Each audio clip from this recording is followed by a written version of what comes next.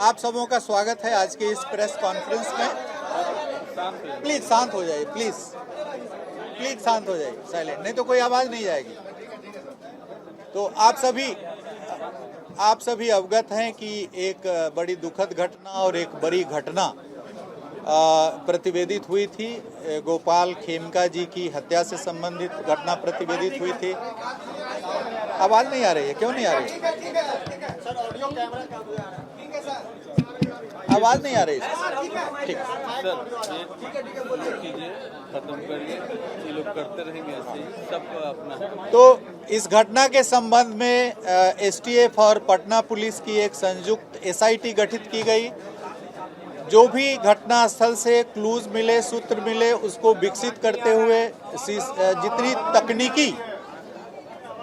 जितनी तकनीकी तौर तरीके अनुसंधान के हैं, सीसीटीवी सर्विलांस और जितने सारे मोबाइल ट्रैकिंग वगैरह वगैरह जो हमारे सीसीटीवी सर्विलांस के कैमरे लगे हुए हैं, उसके आधार पर तकनीकी अनुसंधान किया गया अहरनिश 24 घंटे। तो पूर्ण रूप से वैज्ञानिक और तकनीकी अनुसंधान के आधार पर जो घटना स्थल से सूत्र प्राप्त हुए थे, जो वहां पर लगे कैमरे से जो सूत्र प्राप्त हुए थे, जो मोटरसाइकिल के संबंध में जो सूचनाएं दिखी थी, जो शूटर था उसका जो हुलिया मिला था, जो कपड़े पहने थे, इन सभी के आधार पे पूरे शहर के जो सीसीटीवी कैमरे थे उसे एक के बाद एक सबको लेकर के और उसको तकनीकी साक्ष्य संग्रहित किया गया।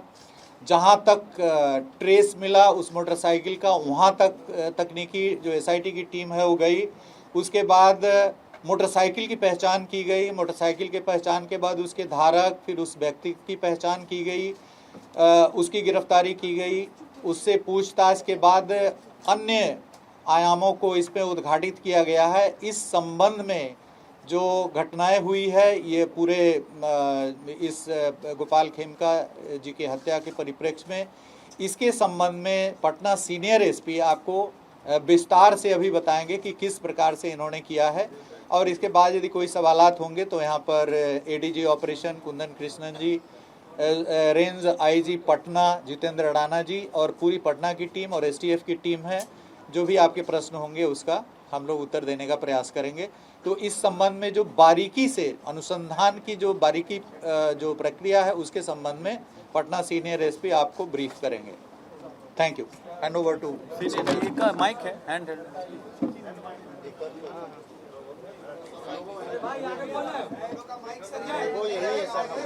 प्लीज।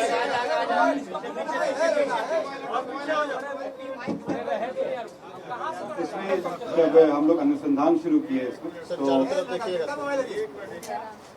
जब अनुसंधान शुरू किया गया तो जहाँ पे घटना हुई थी उसके बाद सीसीटीवी का अवलोकन किया गया और वैज्ञानिक अनुसंधान प्रारंभ करते हुए जहाँ पे रिट्रीट हुआ था उस डायरेक्शन में आगे बढ़ा गया। इसी क्रम में बढ़ते बढ़ते हम लोग जहाँ पे जो अभियुक्त था वो जो भागा था उस घर तक पहुँचे।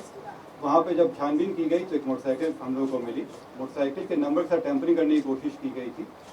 जब उस मोटरसाइकिल के पास वाले घर की सर्च की गई तो उस घर से जो अभियुक्त जो कपड़ा पहने हुए थे वो बरामद हुआ, जूता बरामद हुआ, मास्क बरामद हुआ। उस घर में जो व्यक्ति थे उनको लाया गया पूछताछ करने के लिए। उनका नाम उमेश यादव। जब उनसे गहन पूछताछ की गई, इसके बारे में गहराई से पूछताछ की गई तो उनके द्वारा इस घटना की संलिप्तता स्वीकार की गई। साथ ही में उनके द्वारा बताया गया कि इस घटना में जो उनके द्वारा इस्तेमाल किया गया हथियार था वो घर में छुपा के रखे हैं। ये जब उनको बताया गया उसमें उनके घर के ऊपर वाले फ्लोर पे जो उनके भाई का फ्लोर है, घर है, उसमें ये बंद कमरे में रखे हुए थे। उस जगह की जब छानबीन की गई तो इनके घर से 59 राउंड गोलियां बरामद हुई। 56 राउंड 7.6 का था और 3 गोली 9mm का था। उसके अलावा जब घटना में जो इस्तेमाल हथियार था उसके साथ 2 मैगजीन मिला जिसमें 14 राउंड गोलियां थी। इसके बाद जब इनसे और पूछताछ की गई तो बताया ये कि अशोक साव का नाम लिए, ये इनको करीब 1.5 साल से जानते थे। दोनों ही बिहार शरीफ के थे और एक शादी के फंक्शन में मिले थे। तब से ये उनके लिए छोटा मोटा काम करते थे। करीब 1.5 महीना पहले इस षड्यंत्र को रचा गया था और इसमें इनको पहले लाया गया था कि ये शूटर और हथियार को इंतजाम करे। इस क्रम में पैसे भी दिए गए थे और इसमें बताया गया था कि अग्रिम में 50,000 रुपये दिए गए थे और बाकी काम होने के बाद 4 लाख की बात हुई थी इसमें। ये पहले अपने आसपास के जो शूटर रहे हैं उनसे कांटेक्ट किए ये। उसी क्रम में इनके इलाके में रहने वाले विकास उस राजा से मुलाकात हुई इसमें। उनसे सेटिंग करने की कोशिश की गई। राजा के द्वारा जो डिमांड किया गया था तो इनको लगा कि इससे अच्छा ये स्वयं ही ये घटना कर ले, और इसलिए ये हथियार जो इनको अशोक साहू जी के द्वारा ही दिया गया था वो हथियार लिए, और अशोक साहू के द्वारा इनको उनके दिनचर्या के बारे में बताया गया। ये एक रेगुलर था कि वो 8 बजे के आसपास बांकीपुर क्लब जाते थे और वहाँ से करीब 11:30 बजे के आसपास वो स्वयं अपनी गाड़ी को ड्राइव करते हुए आते थे। क्लब से नॉर्मली उनके एक दोस्त भी आते थे जिनको एक बाकरगंज मोड़ पे ये उतार देते थे। इसी की रेकी करते हुए वो उस दिन घटना के दिन भी वो बाकरगंज मोड़ पे पहुंचा, और जब इनकी गाड़ी आई तो ये वहाँ से चल के ये अपार्टमेंट के पास आ गया और इनका इंतजार करने लगा। उसके 10 मिनट के बाद इनकी गाड़ी आई। गाड़ी पहले से ही देखा हुआ था, नंबर भी से पता था। जैसी गाड़ी आई ये उसने फायर किया और चला गया। अगले दिन जैसे पहले से तय था इन लोग के द्वारा, ये लोग जेपी गंगा पथ पर मिले, ये और अशोक साहब, मालसामी थाना क्षेत्र में। वहाँ पे बची हुई 3.5 लाख रुपए इनके द्वारा दी गई। इसमें खास बात ये है कि इसमें आपस में बातचीत करने के लिए मोबाइल खरीदा गया था, और सिम भी उमेश यादव के नाम से ही खरीदी गई थी ताकि अशोक साहब का नाम नहीं आ सके। और जब ये पैसे दिए गए तो मोबाइल उन्होंने वापस कर दिया, लेकिन सिम वापस नहीं किया। जब इसमें अशोक साहू के घर पे छापेमारी की गई तो उनके यहाँ भारी मात्रा में ज़मीन के कागजात मिले, साथ में एक 9mm का बरेटा उनके यहाँ पिस्टल मिला, उसमें 17 राउंड गोलियाँ मिली इसमें, और इसमें कई जो कागजात मिले हैं उनका अनुसरण किया जा रहा है। जो अभी शुरुआती पूछताछ में जो बताया गया है, बताया गया कि इन लोगों के बीच में व्यापारिक संबंधों में खटास आ गई थी। ज़मीन के कारोबार में भी बताया जा रहा है, लेकिन अभी अंदर नहीं। जो रैंसम का जो अमाउंट मिला रिकवर हुआ, इसमें जो उमेश यादव हैं उनके पास से करीब 3,65,000, और जो अशोक साहब हैं इनके घर से 6.5 लाख रुपए कैश बरामद किए। जेल से क्या कनेक्शन मिला? ये अंडर इन्वेस्टिगेशन है अभी, क्योंकि इसमें कई ऐसे तथ्य आए हैं कि जेल के द्वारा भी संपर्क किया गया है। कुछ और कारोबारी भी हैं जो जिनका इंटरेस्ट था इस जमीनों में, और उनके द्वारा भी इस घटना में शामिल होने की बात आई। जी, ये इसमें क्या कुछ निकल के आया, किस कारण से हत्या की गई, आखिर इसका मोटोस ऑपरेंडी क्या था? ये अंडर इन्वेस्टिगेशन है, लेकिन अभी जो बात आई है जमीन, जैसे बहुत सारे कागजात मिले हैं, जमीन को लेकर इन लोगों के बीच में खटास उत्पन्न हो गई थी। देखिए जमीन के भारी मात्रा में कागजात अशोक साहू के घर से बरामद हुए हैं। भारी मात्रा में कागजात हैं, 1-2 नहीं है बल्कि काफ़ी वो जब्त किए गए हैं। अब ये लिंक करना पड़ेगा, जो मृतक के पास जो सूचनाएं हैं उनके लैपटॉप में, उनके मोबाइल में, उनसे मैच कराया जाएगा। कुछ जो अशोक साहू के मोबाइल हैं उस मोबाइल में कन्वर्सेशंस आए हैं, जिससे ये पता चल रहा है कि ज़मीन का भयंकर विवाद है, जिसके कारण काफ़ी तलखी चल रही है कई लोगों में। अब उन सभी चीज़ों पे अनुसंधान होगा, उनकी आवाज़ मैच करा के दिखाया जाएगा कि वो कौन सब कर रहे हैं। तो ये भूमि के जो भारी मात्रा में कागजात अशोक साहू के घर से बरामद हुए हैं, वो सब अभी नहीं शेयर किया जाएगा, लेकिन भारी मात्रा में ज़मीन के कागजात। गोपाल खेमका को ही ये टारगेट क्यों कर रहा था सर? ये तो बड़ी बात है कि उनके बेटे के भी हत्या 2018 में। हाँ, इस संबंध में एसटीएफ के द्वारा इसमें काफ़ी सत्यापन किया जा रहा है। ADG headquarter, ADG ops Kundan Krishnan ji, इस पर आप थोड़ा सा प्रकाश डालें। देखिए, गोपाल खेमका जी की मर्डर में जो तथ्य आए हैं वो इन्वेस्टिगेशन में शूटर पकड़ा गया है। हम लोग के पास पुख्ता सबूत है कि यही शूटर है। कौन उसको पैसा दिया, अशोक साहू पैसा दिए, इसका भी पुख्ता सबूत है। बरामद भी हुआ, बरामदगी भी है, बैलिस्टिक मैच भी हो जाएगी प्रॉपरली।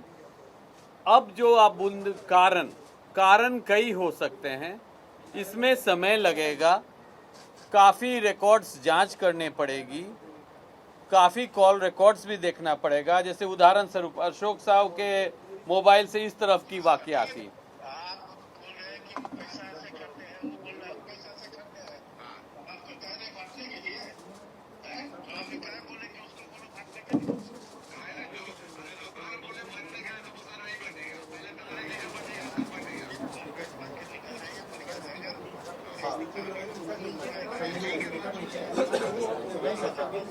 अरे मेरे बदौलत है, ये आपके बदौलत है, तो आप उसका फायदा आप भरपूर उठा रहे हो। किसका बदौलत है?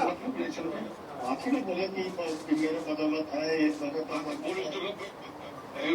हम उठा रहे हैं, बेनिफिट हम उठा रहे हैं। हाँ, हम उठा रहे हैं बेनिफिट। आप जो बोलते हैं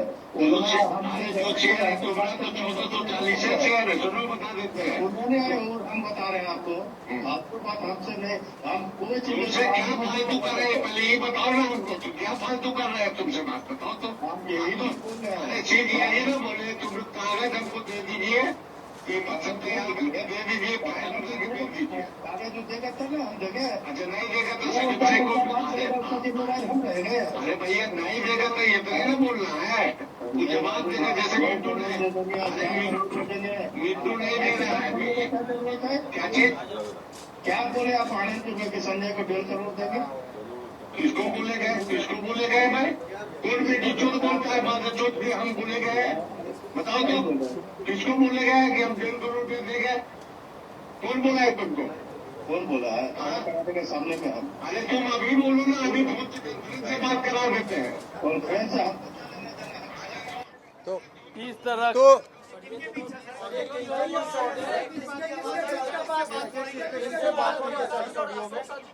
ये अशोक साहू का वार्ता चल रहा है कि इसमें उनका भी संदर्भ आया है, उनका भी नाम संदर्भ, उनका भी नाम ऐसे संदर्भ आया है। कितने फाइल्स हैं, बहुत सारे फाइल्स परंतु अभी हम लोग तो बरामद किए हैं अशोक साहू के घर से जो मोबाइल और वो उसकी जांच। हमको खेमका साहब की भी मोबाइल, कई फोन थी, लैपटॉप, क्या डीलिंग्स थी कि किस पर्टिकुलर प्लॉट या फाइनेंशियल ट्रांजैक्शन को लेके विवाद है। दोनों बड़े व्यवसायी हैं। अशोक साहू जी को पहले भी क्वेश्चनिंग हुई है, कमालिया हत्याकांड में भी पुलिस इनको पूछताछ किया, संतोष टेबरीवाल वाले में भी इनसे पूछताछ संतोष हुई थी, टेबरीवाल कदम वाला भी मर्डर केस में इनकी नाम उछली थी। बिहार शरीफ में भी केस में ये जेल गए थे। अशोक साहू बिहार शरीफ के केस में इनके भाई का 2 हथियार अभी जब्त है वहाँ पे, और ये जेल भी गए थे बिहार शरीफ में कोल्ड स्टोरेज के विवाद को लेकर के 2006 में। तो इनकी ऐसा माने ये इनका भी आपराधिक इतिहास है अशोक साहू जी का। डीजीपी साहब, एक सवाल ये है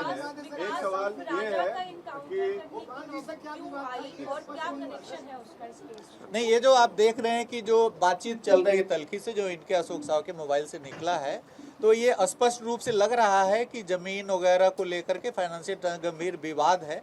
इस पर अभी अनुसंधान हो रहा है, लेकिन इसी परिप्रेक्ष्य में ये हत्याएं हुई हैं और सुपारी दी गई है। सवाल ये है कि आपने जो सवाल पूछा है, में सर एक पैटर्न दिख रहा है, विकास उर्फ राजा का। गुंजन खेमका की हत्या हुई 2018 में, गोपाल खेमका की हत्या हुई 2-4 दिन पहले, उसके बाद उनके छोटे बेटे पर भी अटैक हुआ था जो रिपोर्ट नहीं की गई, बड़े भाई पर भी अटैक हुआ जिनको चोटें आई। तो क्या आपको लगता है कि ये सारे 4 जो अटैक्स हुए ये इंटरलिंक्ड हैं और ये एक रिवेंज के तहत इन पर पिछले 6-7 साल से कार्रवाई की जा रही थी? नहीं, जो गुंजन खेमका हत्याकांड की बात आप कर रहे हैं, उसमें मैं सीआईडी से काफ़ी बल्कि उद्भेदन सीआईडी नहीं किया था 2018 में। वैशाली जिला से समय करीब 20 दिन हो गया था, केस नहीं खुल रहा था, तो तत्कालीन डीजीपी केएस द्विवेदी और मैं एडीजी सीआईडी स्वयं गया था वहाँ पे घटनास्थल पे, और काफ़ी समय देकर के उसमें अनुसंधान हुआ था, और 1 महीने के अंदर में उसमें चार्जशीट समर्पित किया गया था 4 लोगों पे। और उसके जो शूटर थे, जो अभिषेक वर्मा उर्फ मस्तू, 2021 में बाईपास थाने में उनकी हत्या हो गई, 2 लोगों की हत्या हुई थी, सुनील और इनकी, उस कांड में भी चार्जशीट हुआ है।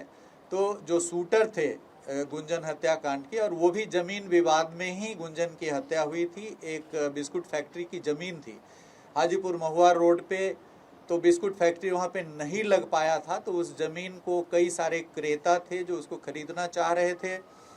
गुंजन खेमका के मोबाइल में भी मिला था उस प्लॉट का पूरा डिटेल्स, और उसके बाद उसमें कई सारे जो लोग कंपटीशन चल रहा था उस खरीदने के लिए, तो उस जमीन विवाद के परिप्रेक्ष्य में उनकी हत्या वहाँ पे हाजीपुर औद्योगिक थाना में हुई थी। उसमें पुलिस ने अनुसंधान करके शूटर सहित जो काफ़ी जो उसमें ज़मीन में जो जुड़े हुए लोग थे, जो वैशाली जिले के 2 लोग थे, 4 लोगों पे चार्जशीट करा गया था, वो अभी कांड विचाराधीन है उसमें। और उसमें जो अभिषेक उर्फ मस्तू था, उसका नागालैंड का एक लाइसेंस था, नागालैंड से लाइसेंस उसको मिला हुआ था पिस्टल का, ऑल इंडिया लाइसेंस था, उसको भी जब्त करने के लिए नागालैंड प्रशासन को उस समय हम लोगों ने लिखा था। बाद में वो न्यायालय के आदेश पर वो पिस्टल मुक्त हो गया था और उसमें काफ़ी सारी आगे की कार्रवाई हुई थी। बट उस केस में हम लोगों ने त्वरित अनुसंधान करके उसमें चार्जशीट किया था और 2018 में हम लोगों ने इनके परिवार की सुरक्षा के लिए अंगरक्षक मुहैया कराया था, जो 2024 तक इनके पास था। 28 जून 2024 को इनके द्वारा स्वेच्छा से अंगरक्षक को लौटा दिया गया था। उसके बाद भी जो हमारी राज्य स्तरीय सुरक्षा समिति है, जुलाई में लौटाने के 1 महीना बाद फिर से अंगरक्षक मुहैया कराने का आदेश पारित किया, लेकिन उसके बाद अंगरक्षक रखने की इनकी इच्छा नहीं थी, स्वेच्छा नहीं थी, तो ऑब्वियसली हम लोग अंगरक्षक नहीं दिए थे। तो उस समय जो केस दर्ज हुआ था गुंजन खेमका हत्याकांड, उसका पूर्ण रूप से अनुसंधान करके चार्जशीट उस समय समर्पित कर दिया गया था। शूटर की पहचान हो गई थी, जिस कारण से विवाद था उसका भी सॉल्यूशन हो गया था। उसके बाद इनके भाई पर एक गोली चलाई गई थी गाड़ी में, उसमें कोई घायल नहीं हुआ था, उसके संबंध में भी कांड दर्ज हुआ था। उस समय गुंजन खेमका हत्याकांड के कुछ समय पूर्व, 2 वर्ष पूर्व वो घटना हुई थी, मुझे स्मरण हो रहा है। उसमें नहीं पता चल पाया था कि किसके द्वारा किया गया है कांड। बट इसमें जो ये गोपाल खेमका जी वैशाली वाला जो गुंजन खेमका हत्याकांड था, उसमें कॉम्प्लेनेंट थे, वादी थे, और उस केस में जो डेट है वो 15/7 को सेकेंड डेट पड़ने वाला है। 2 डेट पड़ा है अभी तक उसमें चार्जशीट के बाद, एक था 2022 में और एक अभी 15 जुलाई 2025 को गुंजन खेमका हत्याकांड का डेट वैशाली जिले के न्यायालय में पड़ा है उसमें। और मेन शूटर की हत्या हो गई है और इसमें जो ये कंप्लेनेंट थे इनकी भी हत्या हो गई है। तो उससे भी जोड़ करके इसको देखा जा रहा है, उस पहलू को भी पूरी तरीके से अनुसंधान किया जाएगा कि उससे जुड़े कहीं लोग जो अभी जेल में हैं या जेल से बाहर हैं। एक तो शूटर की हत्या हो गई है, तो बाकी जो लोग हैं उनकी भी इसमें भूमिका है या नहीं है। सर, सुबह में जो इनकाउंटर हुआ था उसका सब क्या रिपोर्ट है? उसके संबंध में जोनल आईजी पटना बताएंगे। इस कांड के अनुसंधान के दौरान पुलिस के द्वारा जो सभी पहलू थे उन पर अनुसंधान किया गया था और उसमें जो शूटर है उसके द्वारा स्पष्ट किया गया था कि उसके लिए इस कांड को करने के लिए पहले उसने विकास उर्फ राजा से संपर्क किया था, और जो सामान्यतः एक आपराधिक छवि का व्यक्ति है और हथियार इत्यादि सप्लाई करने का काम करता है, और उसमें भी काफ़ी सारे ऐसे जो हत्या और गोलीकांड हैं उनके अंदर में शामिल रहा है, और उससे इसने हथियार प्राप्त करने का कोशिश किया था और उसके पास में हथियार उपलब्ध रहता है। इस मामले में पुलिस जब एक टीम थी उसने इस विकास उर्फ राजा के ठिकाने पे दबिश करी, तो उसने वहाँ पर पुलिस के ऊपर में वहाँ से भागते हुए पुलिस के ऊपर में फायरिंग की, जिसके अंदर में जो सुबह जो घटना हुई है मुठभेड़ की, उस घटना में वो मारा गया है। और इसके साथ ही क्योंकि इस प्रकार के जो तत्व हैं जो हथियार उपलब्ध कराते हैं और अराजकता फैलाते हैं, तो पुलिस का स्पष्ट उनको संदेश देना चाहते हैं कि उनके साथ में कड़ाई से जो पुलिस उनके विरुद्ध में कड़ी से कड़ी कार्रवाई करेगी, और जो भी इस प्रकार के जो आपराधिक तत्व हैं जो इस प्रकार की आपराधिक घटनाओं में शामिल होना चाहते हैं, उनके लिए भी संदेश है कि जो पुलिस अपने किसी भी मामले में पीछे नहीं हटेगी। जहाँ पर भी पुलिस के ऊपर में हमला किया जाएगा तो पुलिस जो है विधि सम्मत अपनी कार्रवाई करेगी।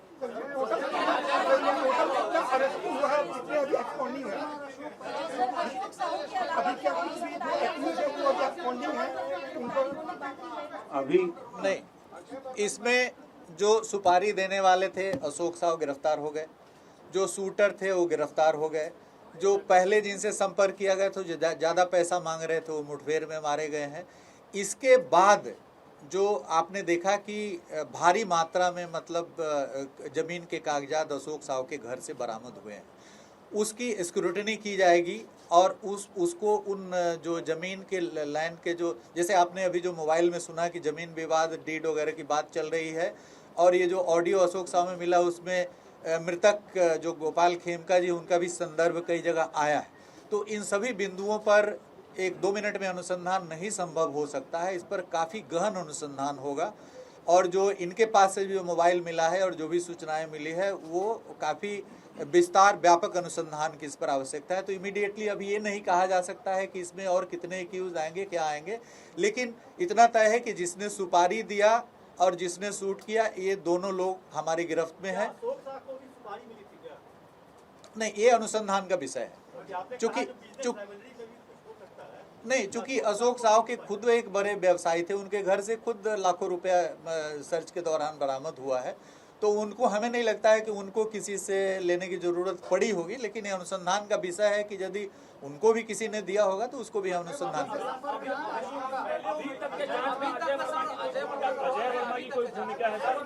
नहीं, देखिए, अभी जो कोई भी हत्याकांड प्रतिवेदित होता है तो उसमें विभिन्न आयामों से अनुसंधान होता है। जैसे यही जो अभी जो ये हत्याकांड है, इसमें कम से कम 1 दर्जन दिशाओं में हम लोग अनुसंधान को ले गए। तकनीकी अनुसंधान से हम लोग धीरे धीरे आगे बढ़ रहे थे। उसके बाद जो शूटर्स हैं, जितने सारे शूटर्स हैं, सभी शूटर्स पे भी हम लोगों ने उसका चेहरा, उसका जो मोटरसाइकिल में आप जो ड्रिल डॉल देख रहे हैं, ये आदमी का उस ड्रिल डॉल से मिलान करते हुए हम लोगों ने दर्जनों शूटर्स के संबंध में अनुसंधान किया है। तो इस पर जो तकनीकी अनुसंधान के कारण जो हमें जहां तक एकदम लीड मिल रहा है, और वहां से जो शूटर मिला और उसके यहाँ से जो सुपारी के पैसे थे, जो अभियुक्त पकड़ाया है शूटर, इसकी बच्ची भी पढ़ती है किसी स्कूल में। 45,000 रुपया इसको फीस भी देना था। इसको फीस के लिए पैसा की कमी पड़ रही थी, जाकर के स्कूल में फीस भी जमा किया। तो हम लोग वहाँ से भी फुटेज लेंगे, करेंगे कि हाँ, ये चूँकि जो पैसा लिया था उसमें से जितना पैसा लिया था उसमें 40-45 हज़ार कम बरामद हुआ है। वो बता रहा है कि हम स्कूल में फीस जमा की, तो वहाँ से भी हम लोग फुटेज संकलन करेंगे। तो इन सभी चीज़ों का अनुसंधान आगे बढ़ेगा और इस अनुसंधान में हर बिंदु पर अनुसंधान किया जाएगा। काफी व्यापक इस पे बांकीपुर क्लब में क्या किसी अधिकारी ने कुछ इंफॉर्मेशन पास ऑन किया था क्या शूटर को, उनका डेली रूटीन बताने के लिए? देखिए, बांकीपुर क्लब के सर्विस मेंबर थे, रेगुलर मेंबर नहीं थे, और हाल के कुछ दिनों से इनकी उपस्थिति बहुत कम थी, नगण्य थी बांकीपुर क्लब में। आप समझ सकते हैं कि क्यों, ये समझने की चीज़ है कि क्यों। तो शुरू में 2016 के पहले, आप समझ सकते हैं क्यों मैं 2016 बोल रहा हूँ। तो 2016 के पहले रेगुलर विजिटर थे वहाँ पे, 2016 के बाद से ये कम विजिट करने लगे, लेकिन सर्विस मेंबर वहाँ पर थे, रेगुलर मेंबर नहीं थे।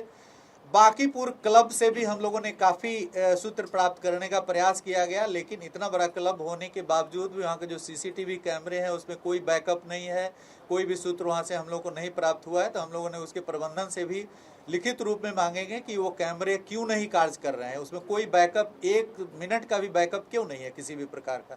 इतना बड़ा क्लब है जहाँ पे एक से एक उद्योगपति जा रहे हैं वहाँ पे, और वहाँ पे किसी भी प्रकार का बैकअप नहीं रखा गया है। तो इसकी भी अनुसंधान में पड़ताल की जाएगी कि वहाँ के सीसीटीवी कैमरे में बैकअप वगैरह क्यों नहीं रखा गया, वो क्यों नहीं कार्यरत है, इस पर भी हम लोग अनुसंधान करेंगे। तो जो जिस तरह से आप कह रहे हैं कि इसमें बहुत अनुसंधान की जरूरत है, तो आने वाले समय में इसमें और भी कई नाम और खुलासे हो सकते हैं। निश्चित रूप से आ सकते हैं। इस पे जब अनुसंधान होगा तो इसमें चूंकि फाइनेंशियल चीजें इन्वॉल्व है, तो इसमें फाइनेंशियल चीजों में और भी अभियुक्त आएंगे, लेकिन ये जो डॉक्यूमेंट्स मिल गए उसकी स्क्रूटनी के पश्चात ही हम लोग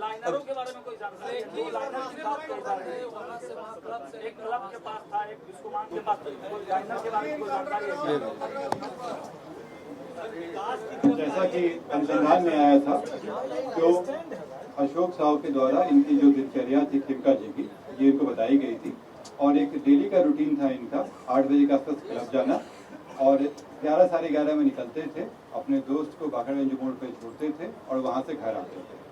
और घर जब आते थे तो ये खुद ही ड्राइव करके आते थे। ये रोज़ का था। ये जो व्यक्ति है उमेश के द्वारा रेकी की गई थी, इनकी दिनचर्या देखी गई थी, और घटना के दिन भी ये पहले फॉलो किए हैं उनको कि कहाँ पे गए हैं, बाखड़गंज मोड़ पे आए हैं, तब ये बढ़ के अपने अपार्टमेंट के पास जाके वेट किए।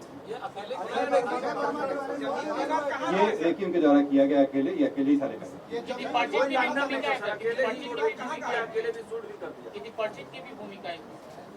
अभी जो दोनों अभियुक्त हैं उनको जेल में भेजा जा रहा है, फिर उनको रिमांड पे लेके उनसे गहन पूछताछ होगी, जिसमें बाकी सारे अगर किसी और की संलिप्तता है या बाकी और भी बिंदु हैं तब तो मुझे जैसा बताया गया, इसमें अनुसंधान में और भी चीजें आ रही हैं। जैसा आएगा एविडेंस उस हिसाब से आगे कार्रवाई।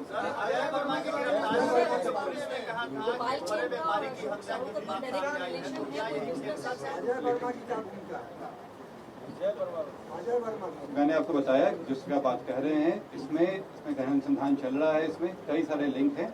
जब पुख्ता सबूत आएगा उस अफसर पे कार्रवाई होगी।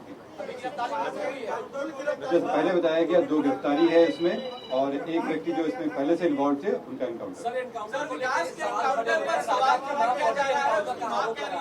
देखिए, एनकाउंटर के संबंध में बहुत स्पेसिफिक गाइडलाइंस दिए हुए हैं, उन सारे गाइडलाइंस का फॉलो किया जा रहा है।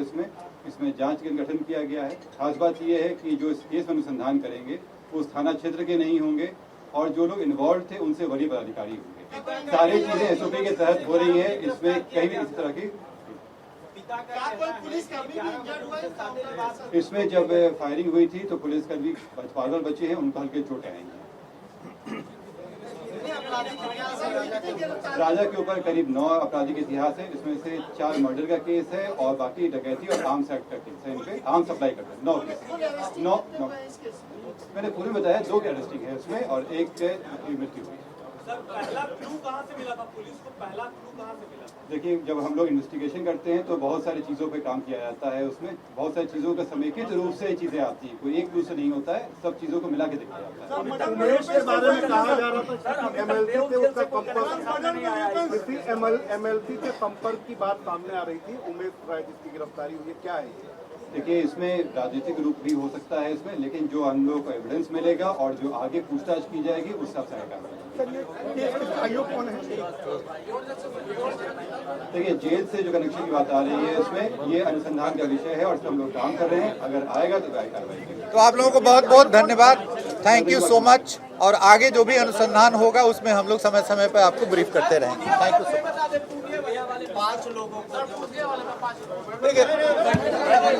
देखिए,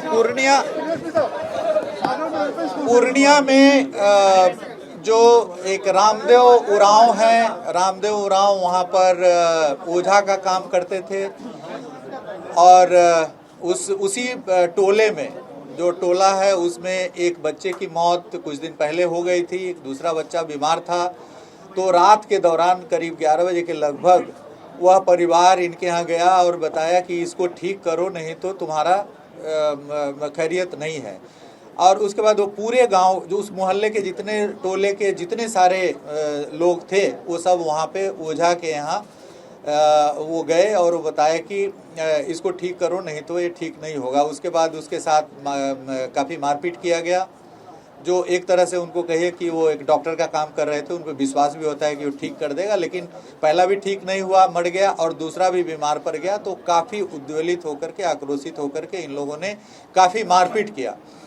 मारपीट करने के बाद उन लोगों ने, और वहाँ पर वो कई टोले हैं, वहाँ पे छोटे छोटे टोले हैं, और चूंकि पूरा मोहल्ला ही उसमें इन्वॉल्व था, पूरे मोहल्ले के एक एक आदमी उसमें इन्वॉल्व था, इन लोगों ने मारपीट किया। और मारपीट होने के बाद जब वो सभी बेहोश हो गए, उसके बाद उन लोगों को लाश को डिस्पोजल करके, जला करके और डिस्पोजल करके वहाँ से 4 किलोमीटर दूर एक ट्रैक्टर पर लोड करके और डिस्पोजल कर दिया। ट्रैक्टर का चालक भी गिरफ्तार हुआ है और भी 2 लोग उसमें गिरफ्तार हुए हैं। एक बच्चा जो अपने वहाँ से भाग करके ननिहाल में गया था, वह पुलिस को बताया। उसके बाद पुलिस इसमें पूरी कार्रवाई की, डॉग स्क्वाड को लगाया गया। जो 4 किलोमीटर दूर जो लाश फेंका गया था, डंप किया गया था, उसको बरामद किया गया। उसमें ग्रुप ऑफ डॉक्टर से पोस्टमार्टम कराया गया है। पोस्टमार्टम में यह आया है कि जो भी मृतक हैं उनको जिंदा नहीं जलाया गया है, बल्कि जिंदा जलाने के बाद उनको जो श्वास नली होता है उसमें काफ़ी सारे धुआं और पार्टिकल्स चले जाते हैं, तो इसका संकेत नहीं मिल रहा है।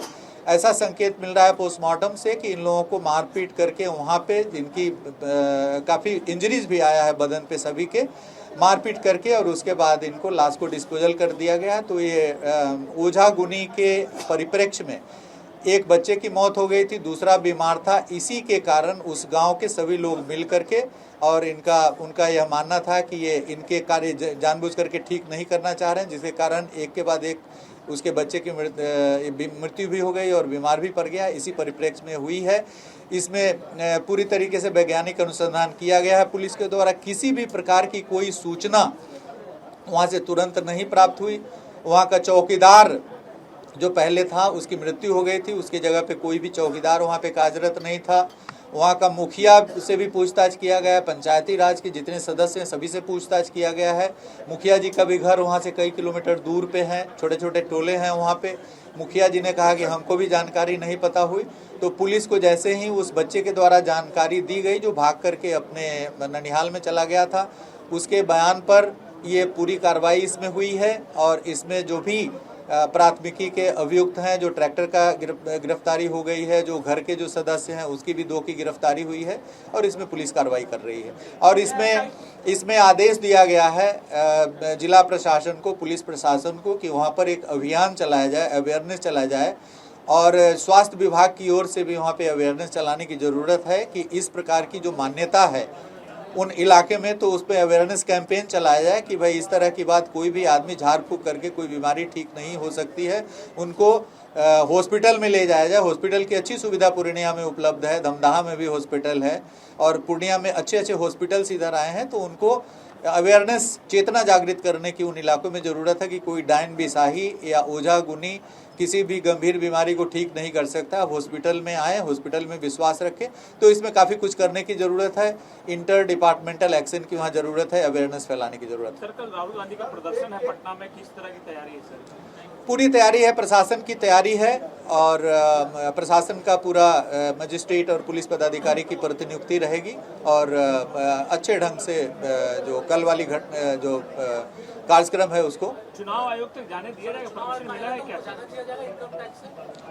नहीं, अभी हम लोग इस पे नहीं बता सकते, वो हम लोग स्ट्रेटजी बनाएंगे, वो आपको देखने को मिलेगा। सवाल है कि जिस व्यक्ति का आज एनकाउंटर हुआ, क्या उनका अरेस्ट हुआ था या नहीं? जब इस हत्याकांड का जांच चल रही थी उस समय हत्याकांड के जांच में कई अपराधियों पर नजर रखी जा रही थी, कई अपराधियों से पूछताछ चल रही थी। ये घटना को भेजने से पहले भी कई अपराधियों को हथियार के साथ पकड़ाए थे, वो उनको जेल भेजा गया था। उसी क्रम में और लोग भी हैं जो पकड़ाए हैं, उसको जिनको जेल भेजा गया है। इसमें हम लोग उनसे पूछताछ कर रहे थे। इसी क्रम में जब उमेश की बार बताया गया इसमें कि इन्होंने इस शूटर से कॉन्टैक्ट किया था और हथियार की सप्लाई के लिए बात की गई थी, तो इनसे और काफ़ी स्पेसिफिक सवाल पूछे गए। इसका इनके द्वारा बताया गया कि ये अपने हथियार को ईंट भट्टी के पास रखे हुए हैं, जहां से रिकवर करने के लिए इनको ले जाया गया वहां पे ये भागने की कोशिश की है फायरिंग करते हुए। उस फायरिंग के क्रम में पुलिस बाल बची है और जब जवाबी कार्रवाई की गई है तो इनको गोली लगी। तुरंत इनको अस्पताल ले जाया गया। अस्पताल पहले गुरु गोविंद सिंह हॉस्पिटल ले जाया गया, वहां से रेफर करके NMCH ले जाया गया। वहाँ इनका इलाज चला, लेकिन इलाज के क्रम में ये मृत्यु प्राप्त हुई। सर, ईंट भट्टा के पास क्या ऑलरेडी हथियार छिपा के रखा हुआ था? ये बताया वहाँ पे ईंट भट्टे के पास छिपा के रखे हुए थे और वहीं से हथियार रिकवर किए थे। इन पहले ले गई थी पुलिस की वो रिकवर करने के लिए, लेकिन उसका इस्तेमाल भागने के लिए किया। उमेश की क्या हिस्ट्री है? उमेश की हिस्ट्री में निकलवा रहे हैं। इसमें उनके यहाँ जिस तरह से गोलियां और हथियार बरामद हुए हैं और जिस तरह का सोफिस्टिकेशन चाहिए होता है इस तरह में, उससे स्पष्ट है कि ये पहले भी हथियार का इस्तेमाल कर चुके हैं। ये चीज़ों को हम लोग निकलवा रहे हैं कि पूर्व में भी क्या आपराधिक गतिविधि है। उमेश यादव किस जिले के रहने वाले हैं? वो पटना के मातरामी क्षेत्र के रहने वाले हैं और इनके लिए बिहार से। सर, गोपाल खेमका हत्याकांड मामले में जो पुलिस पूरी बता रही है, क्या उसके परिवार वाले गोपाल खेमका के परिजन संतुष्ट है इस कार्रवाई में? देखिए, पुलिस का अनुसंधान है इसमें, जैसे बताया भी गया कि इसमें कई और तथ्य आने वाले हैं। हम लोगों को जो खेमका जी हैं उनके लैपटॉप और मोबाइल फोन की हम लोगों को उसमें आवश्यकता है, उसमें उनसे हम लोग मंगवा रहे हैं। चलिए, बहुत बहुत धन्यवाद। और इसमें पूरा वैज्ञानिक अनुसंधान हुआ, एक एक चीज डॉक्यूमेंटेड है, इसमें कोई